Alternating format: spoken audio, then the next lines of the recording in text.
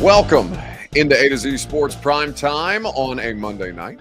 Hope you guys got off to a great start this week. Lovely to have you in for another episode of the Prime Time Show. A ridiculous statement has been made by a Tennessee Titans wide receiver, a former Tennessee Titans wide receiver, not named A.J. Brown, as a pleasant surprise. So we are going to discuss these comments at length because I think you will agree equally that these are ridiculous in terms of what former Titans wide receiver Robert Woods had to say. We will also get into a discussion that I think you guys are going to enjoy that's going to make you laugh about pro athletes and political aspirations. We'll wrap things up by welcoming Bert back. He's been negligent in his duties, but he is here to update us with In Case You Missed It a little later on. Got a lot of great stuff to get into and happy to have you guys in to do so. Need you guys, first and foremost, before we can get started, though, to share this show. If you're hanging out on Twitter, please retweet the show. Bottom right-hand corner of your screen is where you go to do that. If you are on Facebook Live, you can share now to public. That's in the bottom left-hand corner of your screen.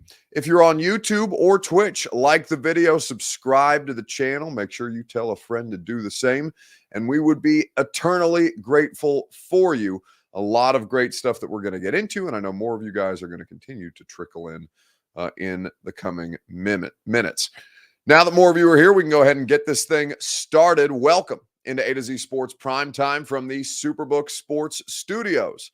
I'm your host, Buck Rising, and I am proud, as always, to be presented to you by the Ashton Real Estate Group of RE/MAX Advantage. Go to GaryAshton.com. Get your dream address without the stress.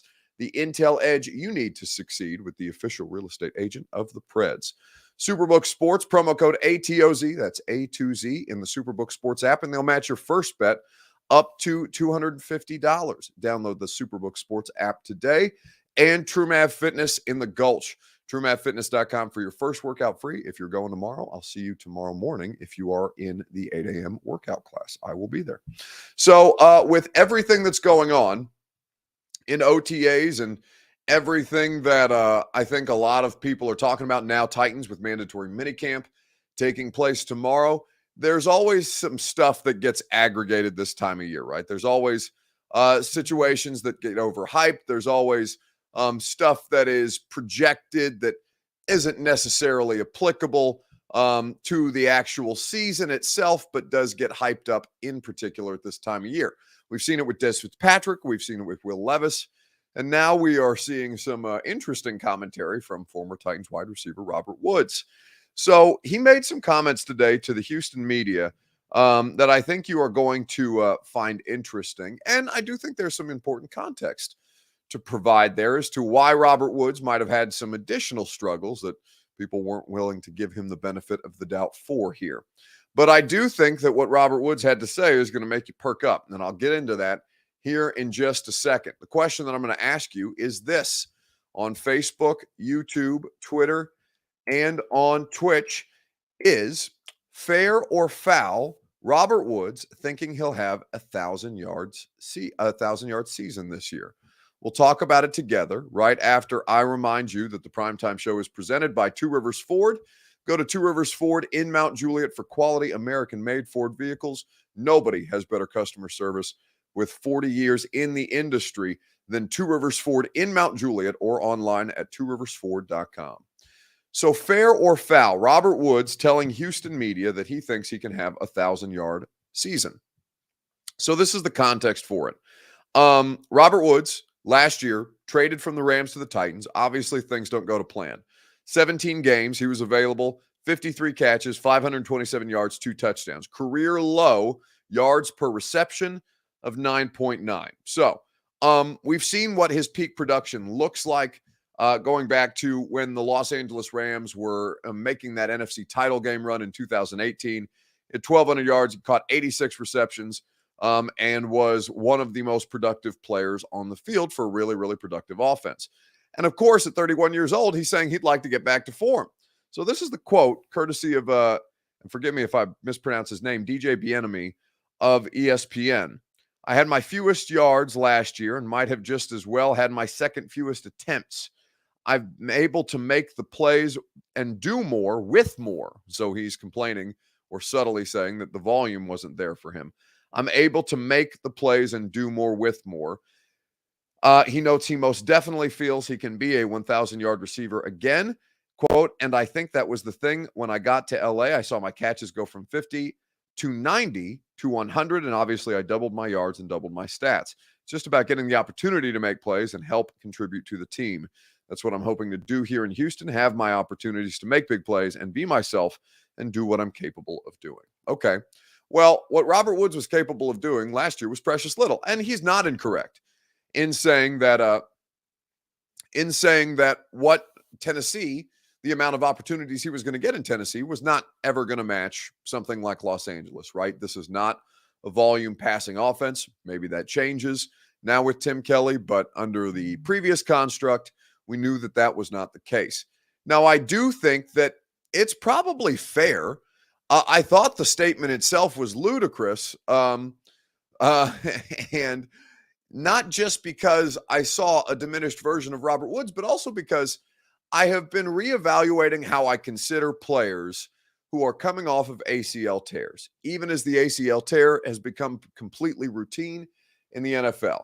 It is looking at a situation where oftentimes medical professionals have come to the conclusion that it is more a 2-season recovery or a 2-year recovery from the injury in the case of football, right? Just putting it in the context of a football season, it's more like not the next season after the ACL tear, but 2 seasons removed from the ACL tear is when you can get back to peak performance. It's why I'm very closely monitoring things with Harold Landry this year. It's why, Bud Dupree and Taylor Lewan in part struggled. I know those situations aren't completely the same, but I do think that they are.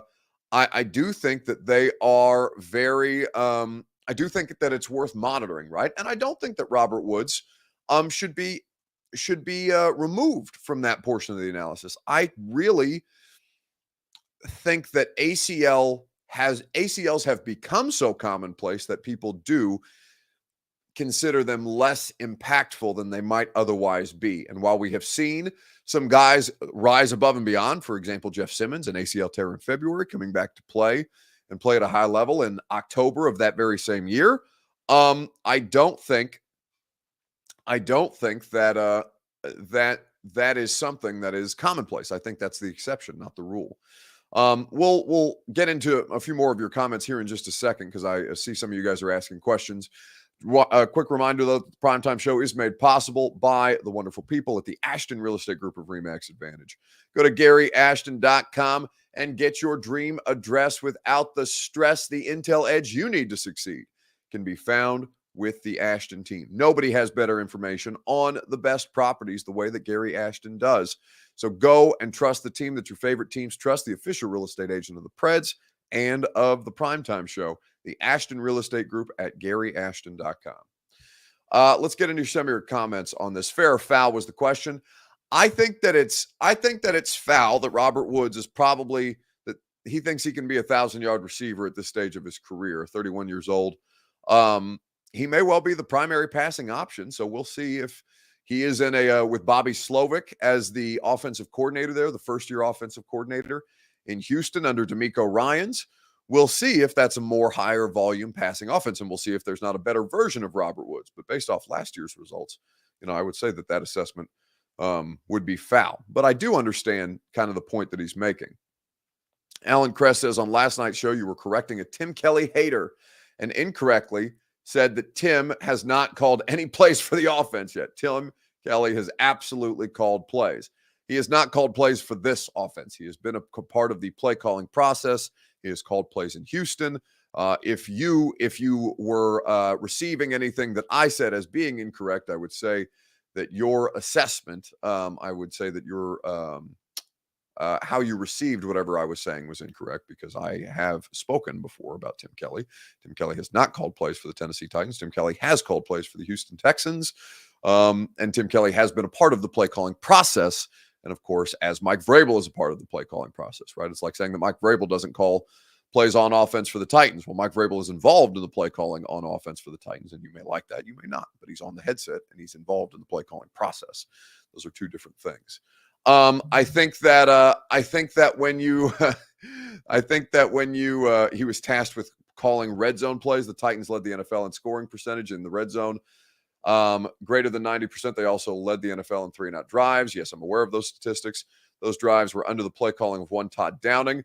No, again, I would say to you, Todd Downing has primarily been responsible for almost exclusively responsible for the red zone offense. He was not exclusively responsible for the red zone offense, but he was in charge of the red zone offense, not exclusively, but in charge of the red zone offense in two of the most successful seasons under Arthur Smith. So I would say to you that you may be misinformed about how you think the Titans coaching staff has been aligned in their play calling responsibilities and specific area of the field designation of duties.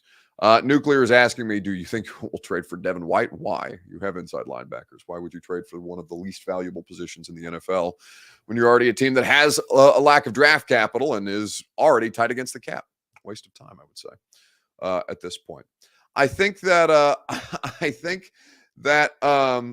Joshua Daniel Raymer says of the topic tonight, who cares? I don't waste my time worrying about washed up shitheads who don't play for the Titans. Well, listen, first and foremost, whether Robert Woods is at a point in his career where he's washed up or not remains to be seen. He was not the best version of himself last year, but he's still a professional athlete. Shithead, he was not. He was a good soldier here in Tennessee. I know he was happy to be out of here because they don't throw the football, and that's not his fault. Maybe he had a different assumption of what he was entering into, but he was traded for. He didn't sign here in free agency. This wasn't a place of his choosing. So I think of all the people who would be entitled to complain about the Tennessee Titans offense, I'd be willing to let Robert Woods do a hell of a lot more bitching than a lot of people who bitch about this offense. Let's see. He says, we are horrible. Y'all are horrible at getting worthy news material. Must be so hard to do this job. Get me off this rock. Well, I would say to you, Joshua, that if you were capable of doing the jobs of not just me, but of anybody in our industry, I would say that you would probably be doing something different than you're currently doing now. I would also say to you that there's jack shit as far as news is concerned, and that this was the most newsworthy headline, thus it being on Pro Football Talk, the biggest news aggregation site in the NFL. So if you don't believe that it's newsworthy, then I would take those concerns up to a higher power. Thirdly, I would add to you, if you are not interested in the subject matter, I would wonder, what on earth are you doing here staring at me and wasting what apparently must be very, very valuable time in the life of Joshua Daniel Raymer, that you can't be bothered to listen to me talk about 12 minutes of former Titans wide receivers when clearly you have many other things going on in your personal life, much less to program my show. So I would say to you, I appreciate your feedback. I would place it in the same place that Mike Vrabel places his feedback that we offer him. This is the A to Z Sports Primetime suggestion box. You are welcome to submit your suggestions at this point. Actually, this trash can probably could use with a wipe down. It looks a little sticky on the ends. That's kind of disgusting. Either way, I would say to you that you are welcome to submit your suggestions right there to the Primetime suggestion box, and we will move forward that way. Hello, Bert. Speaking of insight and analysis, I had to save Joshua from the slander that was going on there. My tone was getting bad. Just let him creep back into his little happy hole. There ain't nothing wrong with that. But I was not gonna sit here and allow you to slander a fellow Robert while I'm around. Now, see, you're forgetting one big ass aspect of this whole 1,000-yard season thing. What happened with the Titans last year where they weren't throwing the ball as much? They were kind of in every game, right? Yeah, I would say that's accurate. I mean, outside of I would have to go back through the individual results. Outside of the Jacksonville game at home, where they just got worked, and they were in that game, until the Bills, obviously. But for the most part, I would consider them competitive in most of these games. And what are the Texans going to be this year? I'll save you the time. Dookie, they're not going to be good, Buck. They're going to be trailing a lot. They're going to want to see what this quarterback has. They're going to be throwing it all over the yard. And John Mechie coming back from cancer. They got Nico Collins, who fine receiver, but Robert Woods is a year after an ACL. I think there is a scenario where he has 1,000 yards. All the dude's got to do is 58 yards a game. You know what I mean? If you break it down to 17 games. Now, whether he can stay healthy for all of that remains to be seen. But I do think there is a scenario where shitty Houston has to throw the ball so much that he gets so many opportunities that he did not get last year. He's not sharing with some round one dynamo wide receiver. He's in there with a bunch of third, fourth, fifth round draft picks. If Robert can go back to what he was in Buffalo, back to what he was in Los Angeles, I think there's a pretty good scenario that he could get 1,000 yards. Or he's closer to what I mean, and it was a different circumstance. He was playing with horrible quarterbacks when he was drafted to Buffalo, but he was definitely closer to Buffalo here than he was, the closer to the Buffalo version here than he was the LA version. No one's disputing that. I also think that Houston's not going to be that bad this year. Like you're assuming that I think Houston is more likely to be this year's Jacksonville, Cincinnati of 2021. I think that Houston is a team that I really like the moves that they've made, and I think that they might be much more competitive than you're giving them credit for. Either way, I will take the bet that Robert Woods will not reach 1,000 yards this year. Are you willing? Have you formulated something that you would like to put me in an uncomfortable position if I'm going to have to bet? Are you asking like somebody in the chat if they want to bet? Because I know if you're asking me if I want to bet, the answer is hell yeah. I take every bet. I take all comers. It don't matter. I'll play both sides against the middle bucket. Don't matter to me. So what's the bet? We're going to shave an eyebrow off, eat a rotten fruit, drink some of the water out of the bottom of your trash can, have to lick that trash can underneath your desk. What's going on? What's the bet? I'm so confused as to. I think it's just it looks just a bit dingy. I don't know why the trash can looks unflattering in that light. Either way, I'm going to hold. I think that I am willing to. What am I willing to do if Robert Woods gets 1,000 yards? I am willing to try and catch 10 passes off a jugs machine in ways that would be truly humiliating. Because not just for the speed that those things would be flying at my head, but that would be a good test of hand-eye coordination that I don't think I possess at this stage of my life, but I would be willing to make that effort. 10 passes, 10 receptions off the jugs machine if Robert Woods reaches 1,000 yards this year. Well, you know how I feel about jugs. Love it. Love them. So if we're going to play on the jugs machine, let's do it.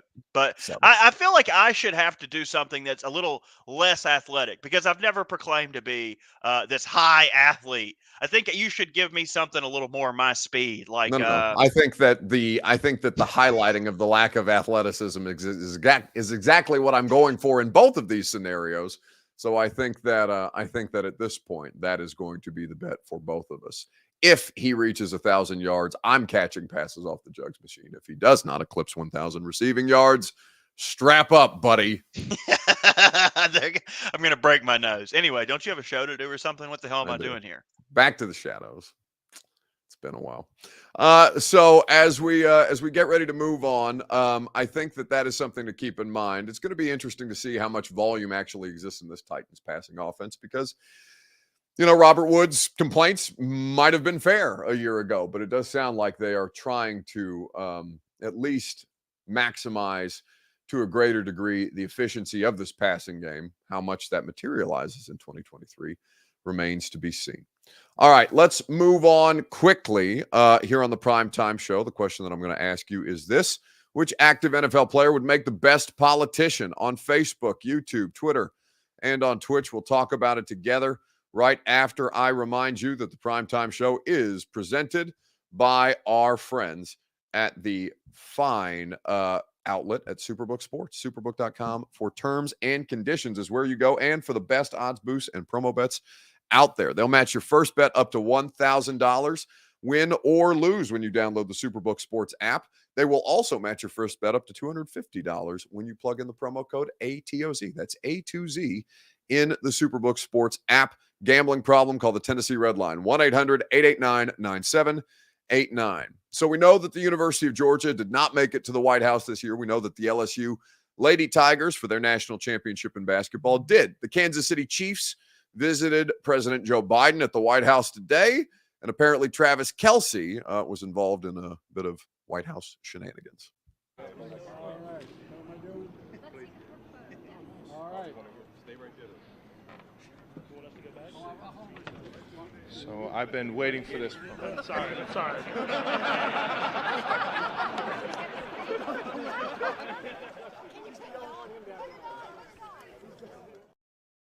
the speed that the Secret Service, the one that Patrick Mahomes moved to get him away from that podium, then that the Secret Service immediately appearing at the podium to remove anything that would allow Travis Kelce to speak into President Biden's microphone again. I think that Travis Kelce would make an exceptional politician. I think he is well liked by everyone that he comes in contact with.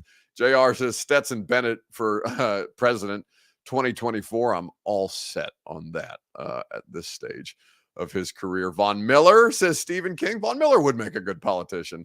Honorary pick Marshawn Lynch. I think Marshawn Lynch would be the best kind of politician, though I don't think many people would vote for him. Amar says Will Compton. I don't know how Will would do in the political arena. I think that he enjoys his social media behavior too much to be active in politics, although we have seen that be successful for not just the last president, but President Obama, very active on social media as well, not just Uncle Don. So with everything that's out there, Peyton Manning is always the one that's brought up, I think, as former professional athletes that would do well in politics. But I think that Travis Kelce would run in a pretty interesting race. To bring Bert on the show twice in one night is a dangerous game, especially given that he has precious little clothing on at this stage of the evening. But I suppose it is that time. He's escaped he's shirked not just his shirt, but his responsibilities for far too long. It is time for In Case You Missed It this week. We will do that right after I remind you that it is not advantageous for you to miss Bert's segment, nor is it advantageous for you to miss your workout at True Math Fitness. Go get your workout on. Go get your fitness on and improve yourself to be the best version of you. That's what True Math Fitness in the Gulch offers. All manner of great workout options, whether you're a boot camp style class participant like I am. I also enjoy their personal training options. True Math Fitness is the best place for you to work out, the best workouts, the best coaching staff, and an incredibly well-run and clean, efficient, and modern facility. True Math Fitness in the Gulch. Your first workout is free at truemathfitness.com. Go ahead, Bert. 2 in one day? That's a lot. Am I getting double pay for this? No. I didn't realize we paid you. I thought you were just existing there. I was hoping that question would get the ball rolling with payroll somehow to get me some money for this. But either way, based on what I have seen of your negotiation skills, I don't think you negotiating against me would be in your favor whatsoever. But you are more than welcome to try. Shut up. Somebody else I'd like to shut up. What the hell is going on with the Colts, man? Like, I do not understand. So there was a tweet that came out earlier today. Maybe you can get to the specifics of it since you're an actual journalist. But it said the Colts are being investigated as one of their player has been involved with betting in and around the facility or some jazz like that. But what I don't understand is why the hell are we dancing around the subject? I feel like when this came out for the Lions, when this came out for Calvin Ridley, it was just out there. And we were like throwing these guys' names against the wall. Like, well, look, these guys were betting on teams, betting on games. Can't do that in the NFL. But with the Colts, for some reason, we go, I think we're going to let them handle it internally, which is how all of my issues are resolved within the company. So I'm not upset about that, but I just want to know why they get preferential treatment in a situation like this. Well, I don't know that they are getting preferential treatment, but it is interesting that the only person, and I'm unfamiliar with the work of Destin Adams, who apparently is who covers the Colts for Colts on FN. I'm not sure what Fan Nation. Oh, okay. So this is what Sports Illustrated. It's like Sports Illustrated's team sites now, Fan Nation. So he covers the Colts for Fan Nation, NFL insider for the shoe. He's most recently just changed that from part-time. He got paid. Why can't I get paid? Anyway. I don't think that's true. But either way, I don't know the degree of his credibility. He is reporting that the player in question is cornerback Isaiah Rodgers Sr., who would be the best defensive back for the Colts. That's not been verified by the Adam Schefters of the world, the Ian Rappaports, anybody with a greater degree of credibility. So that is in question. Now, whether the Colts are being protected or not is an interesting discussion, but I do think that typically this information comes out immediately because the gambling outlets provide the leagues with the names of the people who are involved in these gambling situations. That's a part of the contract. That's part of the deal. If you're going to be a league partner for the NBA, the NFL, MLB, or any professional league that is in bed with a gambling outlet, then they have access to your information to keep track of which coaches, which players are involved in active betting situations. But that nobody else has the name of Isaiah Rodgers almost makes me feel a bit reckless even saying Isaiah Rodgers in association with the story. Yeah, I agree. I think we should just go ahead and suspend all the major players on offense and defense. Just cast a wide net. You know what I mean? We can't have this kind of injustice going on and besmirching the good name of the game that we all love. So, in the honor of fairness, I think maybe just take Michael Pittman, Anthony Richardson, DeForest Buckner, the linebacker that changed his name, that big ass tight end out of Virginia they drafted last year. Just anybody that's good that looks like they might gamble, sit their ass down. Sorry, buddy, we can't have it. I think that's only fair. I think you would be well, I don't think people would be shocked, but I think that I think the league would be shocked by how many people that they could suspend, how many star players could be suspended for stuff like this and just haven't been necessarily caught up in it yet. Bert B. French with the accurate assessment of any Bert appearance. Bert gets paid for this. What? I would agree. I would also agree that in fact, you should get paid less, I think. Hey, listen here, B. French. If you're going to pocket watch anybody, you need to pocket watch this dude this dude over here. Because you're right. You're worth every penny. You're exactly right. All the money he's got, and he pulls out that flimsy-looking trash can underneath his desk. You can't even afford a Titans trash can. You can't even go to Fanatics and get a good-looking can to throw your illicit tissues in or whatever goes into your office trash can, which is hilarious because it will we need we need some kind of sound when I sound obnoxious, but I just purchased an $800 litter box for my cat, so now their toilet is nicer than mine and I'm working with a poverty trash can, so apparently I need to upgrade some things in my own life, much less the cat's. I know where I'm pooping next. Goodbye, Bert. Bye. It's gonna do it for us tonight. We'll be back at it on the radio show tomorrow. Come hang out with us from 10 to 1 on 104.5 The Zone. Bert demanded over the weekend that I give him talking points for a way to cue him up the next time he decides to appear on the radio show. So perhaps he'll grace you with his presence tomorrow at some point between 10 and 1. Jimbo says an $800 litter box. Michael Newsom says, I just replaced my toilet for $140. That's what I'm saying.